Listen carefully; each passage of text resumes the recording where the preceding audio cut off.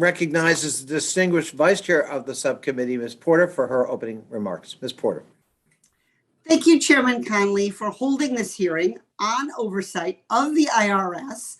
The subcommittee has focused on the IRS under the leadership of both parties for many years, and I'm glad we are continuing that undone work. The IRS is failing to serve many Americans. Nearly 7 million taxpayers are still waiting for the IRS to process their tax returns from last year. Many taxpayers waited 10 months or more for their refunds, and this is not an abstract issue. Families need their tax refunds to pay their rent. Small business owners need their refunds to keep their doors open. It is their money, and the government should promptly return it to them. Taxpayers are desperately seeking answers from the IRS. The vast majority were met with silence when they called for help last year. The IRS received 282 million phone calls from taxpayers. Over 250 million of those waited on hold, never getting connected. The IRS clearly needs more staff and better technology to provide the service taxpayers deserve. The agency is serving more people than ever before, but its technology systems are the same as in the 1960s. Congress has failed to provide the sustained multi-year investment necessary to improve the IRS's technology. See here, this is what's happened to the IRS's funding. It is down 20% since 2010.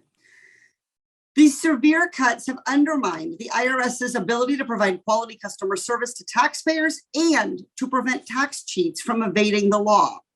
At the current funding levels, the IRS can't maintain its workforce at the levels the country needs. Today, the IRS has as few employees, shown here in orange, as it did in the 1970s, despite a 60% increase in the United States population. With staff stretched so thin, the IRS has predictably cut back on enforcement. Since 2010, the IRS has reduced enforcement staff by the equivalent of 15,000 full-time employees, nearly a third of the agency's workforce. This is penny wise and pound foolish. Every dollar invested in enforcement would return $5 additional in additional revenue collected. Experts say our government could collect over $1 trillion in the next decade by simply enforcing existing tax law. This would be more than enough money to pay for the staff needed to conduct audits. It should be an urgent priority for this Congress to rebuild the IRS. Last month, Congress approved a spending increase of $675 million for the IRS, the largest increase in the IRS's budget since 2001. That is a big step forward, but it's still going to fall short of what taxpayers need.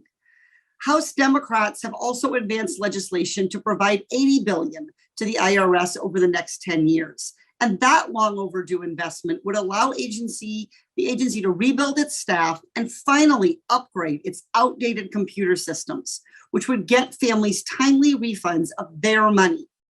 According to the Congressional Budget Office, this investment in the IRS would decrease the deficit by $127 billion. But our legislation to fully fund the IRS is stalled in the Senate. Americans can't afford to wait another budget season for Congress to act.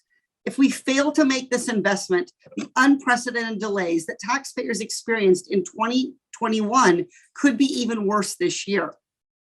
In addition to funding the IRS properly, Congress has to support reforms to make the IRS more efficient and effective. Chairman Connolly and I have introduced the Streamlining IRS Operations Act that would require paper returns to include a scannable barcode. This legislation would speed up the IRS processing of millions of paper returns. I'm eager to work with colleagues on both sides of the aisle to support this reform and to reduce the backlog of returns. The people who work at the IRS are government servants, and they are working hard. And the service, I know that Commissioner Redding is working to improve the services. I recently tested the IRS's phone number myself and was able to get connected to an agent in under 3 minutes. I tested Where's My Tax Refund, and it's on its way. So I know you are working to make improvements, Commissioner, but we have to provide you with those resources, with the legislative directives to do it, and then we have to hold you accountable to get the job done. That's the spirit in which we're holding this hearing.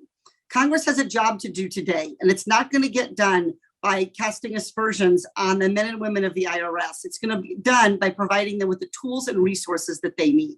Today's hearing is an opportunity for us to hear directly from the IRS on how it can serve taxpayers. I'm looking forward to working together to finally get the IRS the funding and resources it needs and hold them accountable to deliver on what taxpayers need. Thank you very much, Mr. Chairman, for holding this hearing, and I yield back.